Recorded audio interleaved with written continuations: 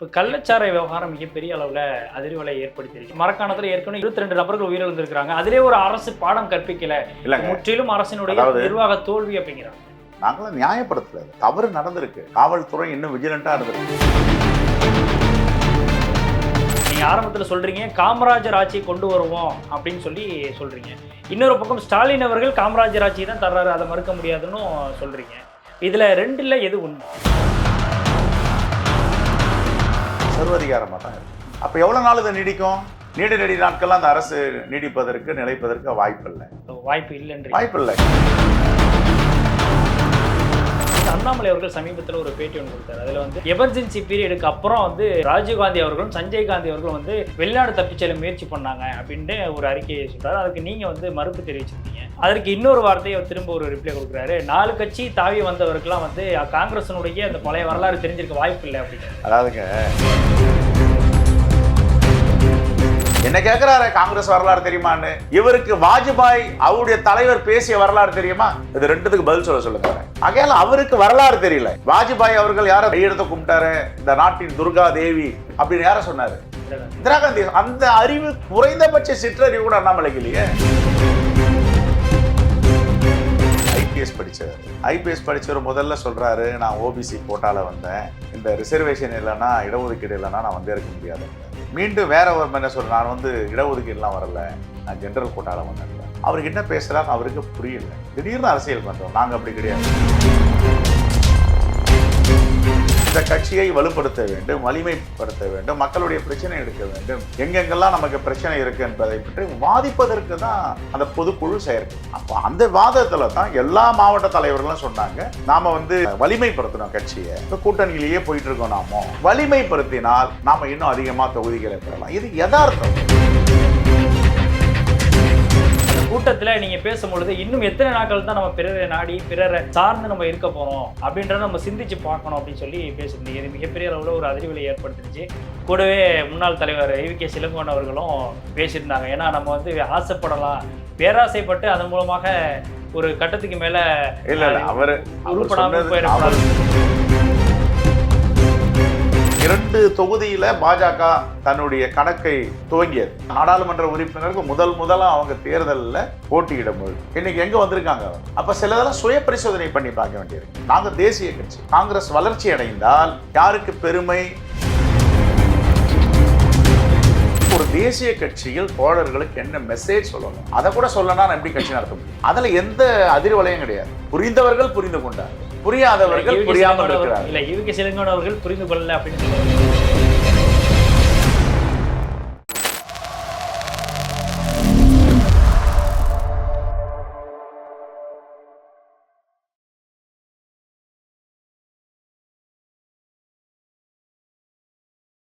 ஐத்தமிழர்களுக்கு வணக்கம். இன்றைய நேர்காணலில் நம்முடைய இணைந்திருப்பவர் தமிழ்நாடு காங்கிரஸ் கமிட்டியின் தலைவரும் சட்டமன்ற உறுப்பினருமான திரு செல்வ பெருந்தகை அவர்கள். அவரிடம் நடப்பு அரசியல் குறித்து விவாதிக்கலாம். வணக்கம் சார். வணக்கம், எப்படி இருக்கீங்க? நல்லா இருக்கேன் சார், நீங்க எப்படி இருக்கீங்க? முதலாக உங்களை நேர்காணல் எடுக்கிறோம், முக்கிய மகிழ்ச்சி. ஏன்னா தமிழ்நாட்டில் பல்வேறு அரசியல் சூழல்லாம் போயிட்டு இருக்கிறதுக்கு முன்னாடி வந்து இதற்கு இடைப்பட்ட இந்த 2 நாட்கள்ல பாராளுமன்றத்தில் ஒவ்வொரு எம்பிக்களாக பதவியேற்றிருந்தாங்க. அதில் குறிப்பாக ராகுல் காந்தி அவர்கள் பதவியேற்றது, அது மட்டும் இல்லாமல் எதிர்க்கட்சி தலைவராகவும் இப்போ அமர்ந்திருக்கிறாரு. முதற்கட்டமாக எதிர்க்கட்சி தலைவராக இருக்கிறார் ராகுல் காந்தி. எப்படி பார்க்குறீங்க? தமிழ்நாடு காங்கிரஸ் கமிட்டியின் சார்பாக எங்கள் தலைவர் ராகுல் காந்திக்கு வாழ்த்துக்களை தெரிவித்துக் கொள்கிறோம். அது மட்டுமல்ல, இந்தியாவில் முதல் மாநிலமாக அவர் எதிர்க்கட்சி தலைவராக நியமிக்க வேண்டும், அவரும் ஏற்றுக்கொள்ள வேண்டும் என்று தீர்மானம் போட்ட மாநிலம் தமிழ்நாடு. அந்த வகையில் எங்களுக்கு மிகப்பெரிய மகிழ்ச்சி அவர் ஏற்றுக்கொண்டது. அவருக்கு எங்களுடைய வாழ்த்துக்கள். இப்போ சமீபத்தில் ஒரு தேர்தல் முடிவு வந்ததுக்கு பிறகு கரெக்டாக ஒரு வார காலகட்டத்துக்கு பிறகு வந்து காங்கிரஸ் கட்சி சார்பில் ஒரு கூட்டம் நடத்துனீங்க. அந்த கூட்டத்தில் நீங்கள் பேசும்பொழுது இன்னும் எத்தனை நாட்கள் தான் நம்ம பிறரை நாடி பிறரை சார்ந்து நம்ம இருக்க போகிறோம் அப்படின்றத நம்ம சிந்திச்சு பார்க்கணும் அப்படின்னு சொல்லி பேசியிருந்தீங்க. இது மிகப்பெரிய அளவில் ஒரு அதிர்வலை ஏற்படுத்தினுச்சு. கூடவே முன்னாள் தலைவர் EVK இளங்கோவன் அவர்களும் பேசியிருந்தாங்க. ஏன்னா நம்ம வந்து ஆசைப்படலாம், பேராசைப்பட்டு அதன் மூலமாக ஒரு கட்டத்துக்கு மேல அவருடைய கருத்து. எல்லாரும் கருத்து சொல்ல சுதந்திரம் உண்டு. ஒரு கட்சியிலும் தேர்தல் கூட்டணி, தேர்தல் உடன்பாடு என்பது வேறு. ஆனால் அந்தந்த கட்சிகளும் அந்த கட்சியுடைய கட்டமைப்பை வலிமை பெற செய்வதற்கும் வலுப்பெற செய்வதற்கும் முயற்சிகள் எடுப்பது என்பது யதார்த்தம். அதுதான் நேர்மையான அரசியல். நீங்க அந்த இப்போ முயற்சி எடுக்கிறீங்க. இருங்க. ஆனா அதுக்கு இடையில வந்து நிறைய சிக்கல்கள் இல்ல இருக்கும் இல்ல அப்படின்ற அவருடைய பார்வை. பார்வை அது. அது மக்கள் பார்த்துட்டு இருக்காங்க, காங்கிரஸ் பேரியக்க தோழர்கள் பார்த்துட்டு இருக்காங்க, எங்களுடைய தோழமை கட்சிகள்லாம் பார்த்துட்டு இருக்காங்க. நாங்க ஒன்னையும் தவறா எதுவும் பேசல, யாருமே தவறா பேசல. நாங்க செயற்குழு பொதுக்குழு என்ன, what is the meaning of executive committee? கட்சியை வலுப்படுத்துவது, கட்சியை வலுப்படுத்துவதற்கு அடுத்த கட்ட நகர்வை பத்தி எல்லா கட்சியுமே, ஜனநாயக நாட்டுல எந்தெந்த அரசியல் கட்சி இருக்கோ அந்த அரசியல் கட்சி எல்லாம் இந்த கட்சியை வலுப்படுத்த வேண்டும், வலிமைப்படுத்த வேண்டும், மக்களுடைய பிரச்சனை எடுக்க வேண்டும், எங்கெங்கெல்லாம் நமக்கு பிரச்சனை இருக்கு என்பதை பற்றி வாதிப்பதற்கு தான் அந்த பொதுக்குழு செயற்குழு. அப்போ அந்த வாதத்துல தான் எல்லா மாவட்ட தலைவர்களும் சொன்னாங்க, நாம வலிமைப்படுத்தணும் கட்சியை. இப்ப கூட்டணியிலேயே போயிட்டு இருக்கோம், நாம வலிமைப்படுத்தினால் நாம இன்னும் அதிகமா தொகுதிகளை பெறலாம். இது யதார்த்தம். ஒரு தோழர்களும் பேசியது, மாவட்ட தலைவர்கள் பேசியதெல்லாம் யதார்த்தம். அப்போ ஒரு தலைவர் என்ற முறையில் எனக்கு ஒரு தலைமை பொறுப்பு கொடுத்துருக்காங்க. அந்த தலைமை பொறுப்பு உள்ள போது என்னுடைய தோழர்களுக்கு, எங்களுடைய மாவட்ட தலைவர்களுக்கு சில செய்தியை சொல்லணும். என்ன செய்தியை சொல்லணும்? கட்டமைப்பை வலிமைப்படுத்தணும். இப்ப கூட்டணியில் இருந்துட்டு இருக்கீங்க, நீங்க எவ்வளவு காலம் கூட்டணியில் இருக்க போறீங்க? 5 ஆண்டுகள், 10 ஆண்டுகள், 15 ஆண்டுகள், 20 ஆண்டுகள், 25 ஆண்டுகள். ஒரு கால வரையறையை நம்ம குறிச்சிக்கணும். இப்போ ஒரு கட்சியுடைய வளர்ச்சி எப்படின்னா, 2 தொகுதியில பாஜக தன்னுடைய கணக்கை துவங்கியது. 2 தொகுதி தான் நாடாளுமன்ற உறுப்பினருக்கு முதலா அவங்க தேர்தலில் போட்டியிடும் பொழுது இன்னைக்கு எங்க வந்திருக்காங்க அவங்க. அப்ப சிலதெல்லாம் சுய பரிசோதனை பண்ணி பார்க்க வேண்டியிருக்கு. நாங்க தேசிய கட்சி. இப்ப காங்கிரஸ் வலிமை பெற்றால், காங்கிரஸ் வளர்ச்சி அடைந்தால் யாருக்கு பெருமை? இந்தியா கூட்டணிக்கு பெருமை. காங்கிரஸ் வளர்ச்சி அடைந்தால் இந்தியா கூட்டணியில் கட்சிகள் வலிமை பெறுகிறது என்று அர்த்தம். காங்கிரஸ் வலிமையாக இருந்தால் இந்த தேசம் வலிமை பெறுகிறது அர்த்தம். காங்கிரஸ் தேசிய கட்சி. காஷ்மீர்ல இருந்து கன்னியாகுமரி வரைக்கும் காங்கிரஸ் கொடியை பார்க்கலாம். ஆக ஒரு தேசிய கட்சியில் தோழர்களுக்கு என்ன மெசேஜ் சொல்லணும், அதை கூட சொல்லனா எப்படி கட்சி நடத்த முடியும்? அதுல எந்த அதிர்வலையும் கிடையாது. புரிந்தவர்கள் புரிந்து கொண்டார்கள், புரியாதவர்கள் புரியாமல் இருக்கிறார்கள். இல்ல ஈவி கே சிலங்கோன் அவர்கள் புரிந்து கொள்ளல அப்படின்னு சொல்ல வரீங்களா? இல்ல, அவர் வேற மாதிரி எடுத்திருக்கலாம். அதாவது எப்படின்னா, ஒவ்வொருத்தருக்கும் ஒரு பார்வை இருக்கு இல்லையா? இப்ப என்னுடைய பார்வைன்னா, கூட்டணி நாங்க இன்டாக்டா இருக்கும். திராவிட முன்னேற்ற கழகமும், காங்கிரஸ் பேரியக்கமும், கம்யூனிஸ்ட் கட்சிகளும், விடுதலை சிறுத்தைகளும், ஐயுஎம்எல், எல்லா கட்சிகளும் நாங்க இணக்கமா இருக்கிறோம், ஒற்றுமையா இருக்கோம், வலிமையா இருக்கோம், உண்மையான தோழமையோடு நாங்க டிராவல் பண்றோம். கூட்டணி பற்றி யார் பேசினாங்க? கூட்டணி பத்தி பேசவே இல்லையே. யாராவது எங்க தோழர்கள் ஒருத்தர் கூட கூட்டணி, இந்தியா கூட்டணி, அந்த கூட்டணி, இந்த கூட்டணி பேசல. கட்சியை வலிமைப்படுத்துறதுக்கு என்னென்ன பேசணுமோ அதை பேசினாங்க. அதுக்கு எல்லாருக்கும் தார்மீக உரிமை உண்டு. இதனால அதிர்வலை ஏற்படும், கட்சியில பிரச்சனை வரும், ஆசை பேராசை. எங்களுக்கு ஆசை இல்லை, பேராசை இல்லை, நியாயமான ஆசை இருக்கு. என்ன நியாயமான ஆசை? எங்க கட்சி வலிமை பெறணும், எங்க கட்சியை வளர்த்து எடுக்கணும், எல்லா பிரச்சனையும் நம்ம கையில் எடுக்கணும், மக்களுக்காக குரல் கொடுக்கணும், மக்களை தேடி செல்ல வேண்டும். தேடுதல் ஒண்ணு இருக்கு எங்களுக்கு. அதை பத்தி தான் நாங்க பேசணும். அதை தவிர வேற எதுவும் கூட்டணியை பத்தியோ எதுவும் பேசலாம். ஆனா பத்திரிகைக்கு எல்லாம் திருச்சி அதை எழுதுனாங்க. அதுல எங்களுக்கு உடன்பாடும் கிடையாது, அதை பத்தி எங்களுக்கு விமர்சனமும் கிடையாது. நீங்க தலைவராக பொறுப்பேற்ற பிறகு ரொம்ப காங்கிரஸ் கட்சியை வளர்க்கணும் அப்படிங்கிறதுல ரொம்ப உத்வேகமா ஒவ்வொரு முன்னெடுப்புகளையும் எடுத்துட்டு போறதையும் ஒரு பக்கம் பார்க்க முடியுது.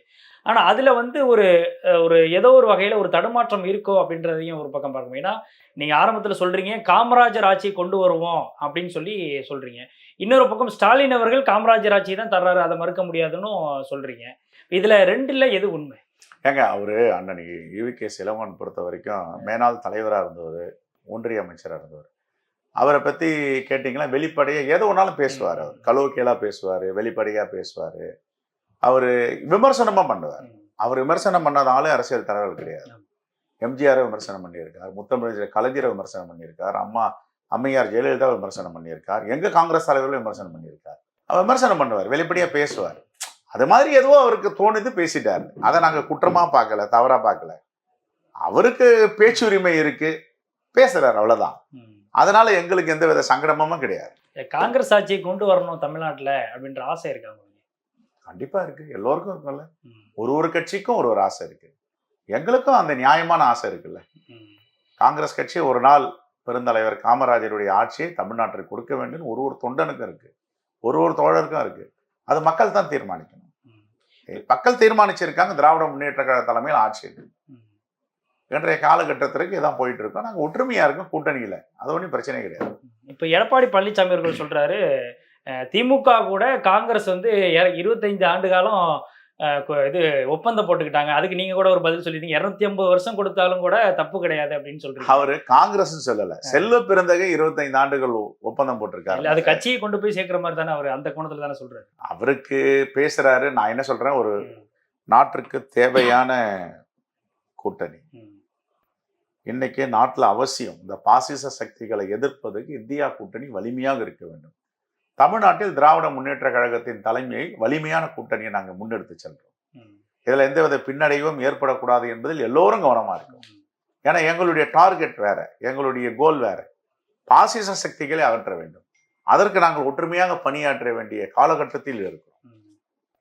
இப்போ இந்த விவகாரத்தில் வந்து அண்ணாமலை அவர்கள் சமீபத்தில் ஒரு பேட்டி ஒன்று கொடுத்தாரு. அதில் வந்து எமர்ஜென்சி பீரியடுக்கு அப்புறம் வந்து ராஜீவ்காந்தி அவர்களும் சஞ்சய் காந்தி அவர்களும் வந்து வெளிநாடு தப்பிச்செல்ல முயற்சி பண்ணாங்க அப்படின்ட்டு ஒரு அறிக்கையை சொல்றாரு. அதுக்கு நீங்க வந்து மறுப்பு தெரிவிச்சிருந்தீங்க. அதற்கு இன்னொரு வார்த்தையை திரும்ப ஒரு ரிப்ளை கொடுக்குறாரு. 4 கட்சி தாவி வந்தவருக்கெல்லாம் வந்து காங்கிரஸனுடைய அந்த பழைய வரலாறு தெரிஞ்சிருக்க வாய்ப்பு இல்லை அப்படிங்கிறாரு. அதாவதுங்க, அவர் திடீர்னு அரசியல் வந்தவர், ஐபிஎஸ் படிச்சவர். ஐபிஎஸ் படிச்சவர் முதல்ல சொல்றாரு, நான் ஓபிசி கோட்டால வந்தேன், இந்த ரிசர்வேஷன் இல்லைன்னா இடஒதுக்கீடு இல்லைன்னா நான் வந்தே இருக்க முடியாதுன்றாரு. மீண்டும் வேற ஒரு என்ன சொல்ற, நான் வந்து இடஒதுக்கீடுலாம் வரல, நான் ஜெனரல் கோட்டால வந்தேன்றார். அவருக்கு என்ன பேசுறாங்க அவருக்கு புரியல. திடீர்னு அரசியலுக்கு வந்தவர். நாங்கள் அப்படி கிடையாது. நினைவு தெரிந்த நாளில் இருந்து எங்க தாய் தந்தை, எங்களுடைய பாட்டன் முப்பாட்டன் எல்லாம் அரசியல் என்ற கலையை, அரசியல் என்ற விஞ்ஞானத்தை சொல்லி கொடுத்துருக்காங்க. கிராமத்தில் எப்படி தாக்குதல் நடத்துவாங்க, எப்படி ஒடுக்கப்படுவாங்க, இரட்டை பானை வைப்பாங்க, இரட்டை டம்ளர் வைப்பாங்க, செருப்பு போட்டு நடக்கக்கூடாது, நாங்கள் சமத்துவத்தை ஏற்படுத்த வேண்டும், சமூக நீதி நிலையாட்ட வேண்டும், ஒடுக்கப்பட்ட மக்களுக்கு எதிராக நடக்கின்ற பிரச்சனைகளை கையில் எடுத்து போராட வேண்டும் வளர்ந்தவங்க. அவர் மேலோட்டமாக அரசியல் வந்தது அவருக்கு தெரியாது. இப்போ இந்திரா காந்தியை பற்றி எனக்கு தெரியாதுன்னா அதை விட ஒரு முட்டாள்தான் எதுவுமே கிடையாது. ஒரு தலிதா பிறந்தவன் இந்திரா காந்தியை தெரிஞ்சுக்கலாம், அவன் தலிதாவும் இருக்க முடியாது. அம்பேத்கரை தெரிந்தவன் அன்னை இந்திரா காந்தியை தெரிந்திருக்க வேண்டும். எங்களுக்கு அம்பேத்கர் ஒரு கண் என்றால் அன்னை இந்திரா காந்தியை ஒரு கண். புரட்சியாளர் அம்பேத்கர் வந்து எங்களுக்கு இடஒதுக்கீடு வாங்கி தந்தார். வாழ்நாள் முழுவதும் இந்த சமூகத்தை மேம்படுத்த வேண்டும் என்று பாடுபட்டார். ஆனால் economic development, economical empowerment, employment எம்பவர்மெண்ட்டை கொடுத்தது அன்னை இந்திரா காந்தி. அதை மறக்கவே முடியாது, மறக்கவும் முடியாது. ஆகையால நீங்க இன்னைக்கும் பாத்தீங்கன்னா எல்லா தலித் வீடுகளிலையும் அன்னை இந்திரா காந்தியோடைய படம் இருக்கும். ஆனா அவருடைய தலைமையை காமராஜர் அவர்களே வந்து ஏத்துக்கல அப்படின்னு சொல்றாரு சார். எல்லா இடத்துலயும் கருத்து வேறுபாடுகள் வரும் சார். கருத்து வேறுபாடுகளும் கருத்து முரண்பாடுகள் வரது ஜனநாயகம். எது ஜனநாயகம்? ஒரு கட்சியில ஒருத்தர் ஒரு கருத்தை சொல்லுவார், இன்னொரு ஒரு கருத்தை சொல்லுவார். பெருந்தலைவர் காமராஜர் ஒரு கருத்தை சொல்லியிருப்பார், அன்னை இந்திரா காந்தி ஒரு கருத்தை சொல்லியிருப்பாங்க. ஆகையால 2 பேருக்கும் பகமைன்னு சொல்ல முடியுமா? இப்ப நீங்க சொல்றீங்க, நீங்க ஒரு கருத்தை சொல்றீங்க, EVK இளங்கோவன் ஒரு கருத்தை சொல்றாருன்னாரு. என்னுடைய கருத்தை நான் சொல்றேன், அவருடைய கருத்தை அவர் சொல்றாரு. எங்களுக்கு என்ன மோதல் இருக்கு, முட்டல் இருக்கு? ஒண்ணுமே கிடையாது. அண்ணன் தம்பியா தானே இருக்கோம். காலையில கூட அவர் ஒரு இதுல பேசுறதுக்கு நாங்கெல்லாம் கை தட்டி வரவேற்கிறோம், பேசுறோம், ஆரை தழுவுறோம் அவரை. அது வேற. கருத்து மோதலும் கருத்து முரண்பாடும் இல்லாதது வந்து ஒரு ஜனநாயக இயக்கமா இருக்காது. ஜனநாயக கட்சிகள் ஜனநாயக இயக்கம். ஆனா பாஜக காலத்து ஜனநாயகத்தை பார்க்க முடியுமா? அங்க ஜனநாயகமே கிடையாது. முதல்ல அன்னை இந்திரா காந்தியை நாங்கள் பூஜிக்கிறோம் என்றால் அவர்களும் பெண்மணிகளை பூஜிக்க கற்றுக்கொள்ள வேண்டும். பாஜக தலைவர்கள் எந்த பெண்மணியும் வெளியில வந்து பாஜக தலைவர் பற்றி குறை சொல்லாமல் பார்த்து கொள்ள வேண்டும். இந்திரா காந்தியை பேசுவதற்கு பாஜகவில் எந்த தலைவர்களுக்கும் அருகதையே கிடையாது என்று ஆணித்தரமாக சொல்லுவேன். எப்படியாப்பட்ட பெண்மணி, இரும்பு பெண்மணி நாமளா சொன்னோம்? துர்காதேவின்னு யார் சொன்னதுன்னு அவரை கேளுங்க. ஜவஹர்லால் நேருடைய மகள் என்பதால் தான் இந்திரா காந்தி தெரிகிறதுன்னு ஒரு அறிக்கை கொடுக்கிறாரு, படிச்சிருப்பீங்க. அப்பனா அவர் பாஜகல எடை சுரங்கல்ல வந்து அவர் என்னைக்கு சொன்னார்ல, நாங்கெல்லாம் இந்திரா காந்தியை படிச்சிருக்கோம், காங்கிரஸை படிச்சுட்டு தான் காங்கிரஸ் பேர் இயக்கத்துல இணைச்சிருக்கோம். 4 கட்சின்றார், நான் எந்த கட்சியிலுமே கிடையாது.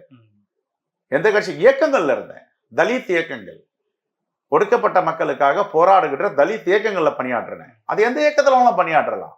சமூக விடுதலைக்காக போராடுது. அதிமுகவில் இருந்தேனா, நானு திமுகவில் இருந்தேனா, கம்யூனிஸ்ட் 2 கம்யூனிஸ்ட் கட்சியில இருந்தானா, எந்த அரசியல் கட்சியில இருந்தேன் சொல்லுங்க. தலித் இயக்கங்கள்ல இருந்த தலித் தலைவர்களை ஏற்றுக்கொண்டு மக்கள் விடுதலைக்காக போராடும். ஆனா ஒரு அரசியல் கட்சியில சேர்றோம்னா அது காங்கிரஸ் பேரியக்கம் அது முடிவுக்கு வந்தோம். தலித் மக்களுக்கு அரசியல் பேரியக்கம் என்றால் அது காங்கிரஸ் பேரியக்கம் தான். அது தவிர வேற யாரும் எங்களை மாதிரி ஆளுக்கெல்லாம் தெரியல. ஆகையால அவருக்கு வரலாறு தெரியல, இந்திரா காந்தியை பத்தி தெரியல. வாஜ்பாய் அவர்கள் யார துர்கா தேவினாரு, கையெடுத்து கும்பிட்டாரு, இந்த நாட்டின் துர்கா தேவி அப்படின்னு யார சொன்னாரு? இந்திரா காந்தி. அந்த அறிவு குறைந்தபட்ச சிற்றறிவு கூட அண்ணாமலைக்கு இல்லையே. எதற்காக வாஜ்பாய் இந்த பிஜேபியோட பிரதமர், பிஜேபியோடைய தலைவர், இன்னைக்கு இந்த அரை நூற்றாண்டுல பாத்தீங்கன்னா உச்சபட்சமான ஒரு தலைவர் பேரை சொல்லுங்கன்னா வாஜ்பாய் பேரை சொல்லுவாங்க, மோடி பேரை சொல்ல மாட்டாங்க. அந்த வாஜ்பாய் சொன்னார், என்ன சொன்னாரு? துர்கா தேவியை பார்க்கிறேன் அன்னை இந்திரா காந்தி உருவினார். அது மட்டும் சொல்லல, நான் நோய்வாய்ப்பட்டிருக்கும் பொழுது பிரதமராக இருந்த ராஜீவ்காந்தி அவர்கள் என்னை அமெரிக்கா மருத்துவமனைக்கு அனுப்பி என்னுடைய உயிரை காப்பாற்றினான்னு சொன்னார். இந்த வரலாறுலாம் தெரியுமா? என்ன கேட்கிறாரு, காங்கிரஸ் வரலாறு தெரியுமான்னு. இவருக்கு வாஜ்பாய் அவருடைய தலைவர் பேசிய வரலாறு தெரியுமா? இது ரெண்டுத்துக்கு பதில் சொல்லுங்க. இப்போ திருமாவளவன் அவர்கள் வந்து பாராளுமன்றத்தில் பேசும்பொழுது, ஏன்னா முதல் நாளே மிகப்பெரிய அளவில் ஒரு அதிர்வலை ஏற்படுத்தியிருக்கு. ஏன்னா காந்தி, அம்பேத்கர், அதே மாதிரி ஜோதிபா பூலே இவங்களுடைய சிலைகளை வந்து அகற்றி ஒரு ஓரமாக வச்சிருக்கிறாங்க. இதை வந்து ஏற்கனவே வந்து வளாகத்துக்குள்ளே இருந்த மாதிரியே வைக்கணும் அப்படின்னு சொல்லி சொல்லும் பொழுது மைக்கு ஆஃப் பண்ணுறாங்க. இது மிகப்பெரிய அளவில் சர்ச்சை ஏற்படுது. இந்தியா கூட்டணி கட்சி எம்பிக்கு எல்லாம் வந்து கோஷம் போடுறாங்க. இதில் வந்து சபாநாயகருடைய செயலை வந்து விமர்சனம் பண்ணுறாங்க. இதை எப்படி பார்க்குறீங்க? இல்லைங்க, அவங்க பாஜகவுக்கு வந்து சமூக நீதியை பற்றி கவலை கிடையாது. சமூக நீதி தலைவர்களே தெரியாது அவங்களுக்கு. அவங்க தெரிஞ்சதெல்லாம் வந்து ஒரு நாடு, ஒரு தேர்தல், ஒரு கொடி, சீனா மாதிரி இந்தியாவை கொண்டு வரணும், சர்வாதிகார நாடாக அதை மாற்றணும் தான் முயற்சி செய்கிறாங்க. அதுல இருந்து மாற்றுக்கருத்தும் இருக்க முடியாது. தேசத்தை சரியாக வழி நடத்தணும் அப்படின்னா எதிர்கட்சிகளுடைய தயவும் தேவை, ஒற்றுமையும் அவசியம் அப்படின்னு பிரதமர் மோடி சொல்றாங்க. எங்க முதல் நாள்லயே வந்து துணை பிரதமர் விஷயத்துல தகராறு பண்ணாங்க. இரண்டாவது நாள் ஓம் பிர்லாவுடைய அந்த பேரவை தலைவருடைய நடவடிக்கைகளை பாருங்க, சர்வாதிகாரமா தான் இருக்கு. அப்ப எவ்வளவு நாள் இதை நீடிக்கும்? வலிமையான எதிர்கட்சியை இந்திய தேச மக்கள் கொடுத்திருக்காங்க. நெடு நாட்கள்லாம் அந்த அரசு நீடிப்பதற்கு, நிலைப்பதற்கு வாய்ப்பு இல்லை. ஜனநாயகம் கிடையாது. ஜனநாயகம்ல இருக்கிற இடத்துல ஒரு நாடாளுமன்றம் முழுமையாக ஒரு ஆட்சி நடக்கிறது என்றால் எந்த நாட்டிலும் நடந்தா கிடையாது. இப்போ கள்ளச்சாராய விவகாரம் மிகப்பெரிய அளவில் அதிர்வலை ஏற்படுத்தியிருக்கு. ஏன்னா இந்த விசச்சாராயம் அருந்தி சமீபத்தில் கள்ளக்குறிச்சியில் கிட்டத்தட்ட நேற்று வரைக்கும் செய்தி அப்படின்றது 63 நபர்கள் உயிரிழந்திருக்கிறாங்க. இதில் மிகப்பெரிய அளவில் அரசின் மீது விமர்சனம் பண்ணுறாங்க. ஒரு பக்கம் அதிமுகவுடைய எம்எல்ஏக்கள் வந்து ஒட்டுமொத்தமாக அந்த கூட்டத்தொடர் முழுவதும் வந்து சஸ்பெண்ட் செய்யப்படுறாங்க. இதெல்லாம் ஜனநாயக படுகொலை அப்படின்னு சொல்லி எடப்பாடி பழனிசாமி விமர்சனம் பண்ணுறாரு. அவருடைய பார்வை என்ன? 2001 அவங்க ஆட்சி அதிமுக இருக்கும்போது, அம்மையார் ஜெயலலிதா முதலமைச்சராக இருக்கும்போது பண்ருட்டியில் எத்தனை பேர் இருந்தாங்க? 50க்கும் மேற்பட்டவர் இருந்தாங்க. 30-40 பேர் கண் பார்வை போகுது. விமர்சனம் அப்பவும் வச்சாங்க. விமர்சனம் வைக்க வேண்டியதுதான், அதில் மாற்று கருத்து கிடையாது. ஒரு எதிர்கட்சியில விமர்சனம் வைக்கலாம். ஆனா வந்து குற்றச்சாட்டுகள் சொல்வது உடனே பதவி விலகுங்க அப்படின்னா, அப்ப எத்தனை முதலமைச்சர்கள் வந்து கள்ளச்சாராய இறப்புக்கு ராஜினாமா பண்ணியிருக்காங்க தார்மீக பொறுப்பேற்று? குஜராத்தில் 200க்கும் மேற்பட்ட மக்கள் வந்து விசச்சாராயம் அருந்தி இறந்தாங்களே காந்தி பிறந்த மண்ணில். அப்போ மோடி முதலமைச்சராக இருந்தாரு, ராஜினாமா பண்ணிட்டாரா? உத்தரப்பிரதேசத்தில் பாஜக முதலமைச்சர் இருக்கும் பொழுதெல்லாம் எத்தனை விஷச்சாவுகள் நடந்திருக்கு, ராஜினாமா பண்ணிட்டாங்களா? ஏன் எடப்பாடி ஆட்சி காலத்தில் 20 பேர் விஷச்சாராயம் அருந்தி இறந்திருக்காங்க, எடப்பாடி ராஜினாமா பண்ணிட்டாரா? போராட்டம் பண்ண வேண்டியது, விழிப்புணர்வு கொண்டு வர வேண்டியது எதிர்கட்சியோட கடமை தான். ஆனா அதுக்கு ஒரு எல்லை இருக்கு. இல்ல இப்ப இதே ஒரு அளவுகோல் இருக்கு. இல்ல இதே இந்த பாணியில வந்து தூத்துக்குடி துப்பாக்கிச்சூடு சம்பவத்திலையும் வந்து அப்போதைய எதிர்கட்சியாக இருந்த திமுக வந்து கருஞ்சட்டை அணிந்து சட்டமன்றத்தில் போராடினாங்க. அதற்கு வந்து பேசுவதற்கு முழுமையாக அனுமதி கொடுத்தாரு சபாநாயகர். ஆனா இப்ப இருக்கிற சபாநாயகர் அந்த இது முழு அனுமதி கொடுக்கறது கிடையாது. எதிர்கட்சிகள் பேசினா அவர்கள் வந்து பேச விடுறதும் கிடையாது அப்படின்னு சொல்லி. கள்ளக்குறிச்சி விசச்சாராய நடந்த உடனே, இறப்பு நடந்த உடனே மாண்பு முதலமைச்சர் நடவடிக்கை எடுத்தார். நான் ஒன்றையும் தொலைக்காட்சி வழியா செய்தியை கேள்விப்பட்டேன், செவி வழியா செய்தியை கேள்விப்பட்டேன்லாம் சொல்லலை. நடவடிக்கை உறுதியாக எடுத்தார். உள்துறை செயலாளர் அனுப்பினார், டிஜிபி அனுப்பினார், 2 அமைச்சர்கள் அனுப்பினார், விசாரணை கமிஷன், விசாரணை ஆணையம் போட்டாரு. இறந்தவர்களுக்கு அண்டை மாவட்டங்களில் உள்ள சிறந்த மருத்துவர்கள் அனுப்பி ஒரு பேஷண்ட், ஒரு டாக்டர் என்று செவிலியர்களை நியமிச்சாரு. தன்னுடைய அரசு வந்து எப்படி செயல்படணுன்றது சிறப்பா செயல்பட்டாங்க, மாற்று கருத்து கிடையாது. ஆனா இப்ப என்ன டிமாண்ட் பண்றாங்க அதிமுகன்னா, எடுத்த உடனே இதை ஆரம்பிக்கணும் அப்படின்றாங்க. ஒத்திவைப்பு தீர்மானம் கொடுக்கணும். 55A வந்து கவன ஈர்ப்பு தீர்மானம் கொடுக்கலாம். எதையுமே கொடுக்காம 4 நாளா தகராறு பண்ணிட்டு இருக்காங்க. அப்புறம் பேரவைத் தலைவர் சொல்றாரு, ஏங்க நீங்க சொன்னீங்க, பேசுனீங்க, அதுக்கப்புறம் ஏதாவது 55A வந்து கவன ஈர்ப்பு தீர்மானம் கொடுக்கணும், கொடுத்தீங்களா? கொடுக்கல, ஏன் கொடுக்கல அப்படின்னு கேட்கிறாரு. அப்புறம் அன்னைக்கே எழுதி கொடுக்குறாங்க, கவன ஈர்ப்பு தீர்மானம் விதி எண் 55 கீழ் வாதிக்க வேண்டும். அதற்கு பிறகு வந்து கேட்டா பண்றாங்க. அப்புறம் நான் சொல்றேன், கவன ஈர்ப்பை எடுக்கிறேன், நான் கொஸ்டின் அவர் முடிஞ்ச பேர் எடுக்கிறேன். அப்படிலாம் கிடையாது, இப்போ எடுக்கணும். அங்கதான் பிரச்சனை. இப்ப இந்த விஷயத்துல வந்து அதிமுகவுடைய விமர்சனம் ஒரு பக்கம் இருந்தாலும் கூட கடந்த ஒரு வருஷத்துக்குள்ள இந்த அடுத்த மரக்காணத்துல ஏற்கனவே 22 நபர்கள் உயிரிழந்திருக்கிறாங்க. அதிலே ஒரு அரசு பாடம் கற்பிக்கல, முற்றிலும் அரசினுடைய நிர்வாக தோல்வி அப்படிங்கிறாங்க. இதை யாரும் கடந்து போயிட முடியாது, யாரும் ஜஸ்டிஃபையே பண்ண முடியாது. நாங்களும் நியாயப்படுத்தல, அது தவறு நடந்திருக்கு. காவல்துறை இன்னும் விஜிலண்டா இருந்திருக்கணும், அங்க இருக்கிற இளைஞர்கள் விஜிலண்டா இருக்கணும், தாசில்தார் ரெவன்யூ டிபார்ட்மெண்ட் விஜிலண்டா இருந்திருக்கணும், அங்க இருக்கிற மகளிர் சுய உதவிக்குழு எல்லாருக்கும் பொறுப்பு இருக்கு. காவல்துறை மேல தூக்கி போட்டு போக முடியாது. அதான் சரி. இப்ப ஒரு கள்ளச்சாராயம் ஒரு கிராமத்துல இருக்கு, அந்த பொறுப்பு எல்லோருக்கும் இருக்கு, எனக்கும் இருக்கு, உங்களுக்கும் இருக்கு, எல்லாருக்கும் இருக்கு. இல்ல இது முன்கூட்டியே நடக்கும் பொழுது கடுமையான நடவடிக்கை அரசு யாரெல்லாம் சம்மந்தப்பட்டிருக்காங்களோ அவர்கள் மேல கடுமையான நடவடிக்கை எடுத்திருந்தா இப்ப இந்த விஷயம் வந்து பெரிய அளவுல வந்திருக்காது அப்படின்ற ஒரு பார்வை. ஏன்னா அதுக்கு அந்த விஷயத்தோட இவங்க வந்து கொஞ்சம் வந்து நேர்மையா வந்து இருப்பதற்கான ஒரு முயற்சி எடுத்திருப்பாங்க அப்படின்ற பார்வை. இல்லைங்க, திருட்டை ஒழிக்கணும்னு சொல்றோம், திருடுவது தப்பு, திருட்டை ஒழிக்க முடிஞ்சிருச்சா? முயற்சி பண்ணிட்டே இருக்கும். ஒரு பாலியல் கொடுமை நடக்குது, இந்த பாலியல் கொடுமை நடந்தாவே இதை வந்து அனுமதிக்க கூடாதுன்னு சட்டம் இருக்கு, தண்டனை வாங்கி தரணும்னு முயற்சி பண்ணிட்டே இருக்கும். சாதிய ஏற்றத்தாழ்வு இருக்கக்கூடாது, வன்கொடுமை இருக்கக்கூடாதுன்றோம். இது எதுக்கும் முற்றுப்புள்ளி வைக்கணும்னு நடந்துட்டு இருக்கு. ஆனா எவ்வளவு பெரிய வேதனையான விஷயம். இதை யாரையாவது ரசிக்க முடியுமா? தலைகுனிவு தான் நமக்கு எல்லாருக்கும். அதே மாதிரி கள்ளச்சாராயத்தை ஒழிக்கணும்னு நினைக்கிறோம், அதுவும் நடந்துட்டு தான் இருக்கு. இந்த கடமை பொறுப்பு அரசு மேல மட்டும் தூக்கி போட்டு போயிட முடியாது. மக்கள்கிட்டயும் இருக்கு, இளைஞர்கிட்ட, என்ன மாதிரி ஆள்கிட்ட இருக்கு, உங்களை மாதிரி ஆள்கிட்ட, இளைஞர்கள்கிட்ட இருக்கு.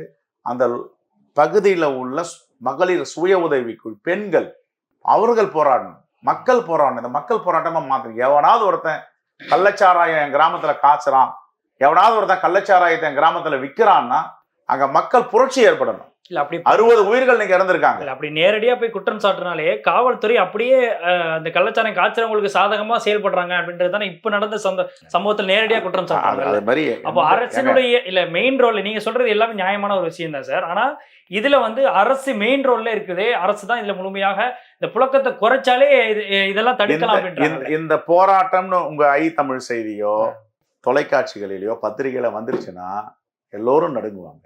இந்த விழிப்புணர்வை கொண்டு வரணும். நான் திருப்பி நாளை கூட நான் காவல்துறை மானியத்தில் பேசும்போது இந்த விழிப்புணர்வை கொண்டு வரதுக்கு நம்ம ஏராளமான பணிகளை செய்ய வேண்டியது. இந்த ரெஸ்பான்சிபிலிட்டி வந்து ஒரு ஆள் இவர் மேலே ஃபிக்ஸ் பண்ணிட்டு இன்னொருத்தன் கடந்து போயிட முடியாது. எனக்கு அந்த பொறுப்பு இருக்கு. என்னுடைய நாடு, என்னுடைய தேசம், என்னுடைய மண், என்னுடைய மக்கள் 60 பேர் வந்திருக்காங்க. அந்த ரெஸ்பான்சிபிலிட்டி எனக்கு இருக்கு. நான் இதை கடந்து போயிட முடியுமா? கடந்து போக முடியாது. காவல்துறை தன் கடமையை செய்யவில்லைன்னா இரும்பு கரம் கொண்டு காவல்துறை குற்றவாளிகளை அடக்க வேண்டும், அவர்களை சிறை தண்டனை வாங்கி தர வேண்டும், சட்டத்தின் முன் நிறுத்த வேண்டும். அதில் மாற்றுக்கிறது கிடையாது. ஆனா காவல்துறை செய்யல, நான் வேடிக்கை பார்த்தேன், நான் சொன்ன கேட்கலன்றது கடந்து போக முடியாது. எனக்கு அந்த பொறுப்பு இருக்கு. இறந்தவன் என் தம்பி, இறந்தவன் என் அண்ணன், இறந்தவன் என் சகோதரி.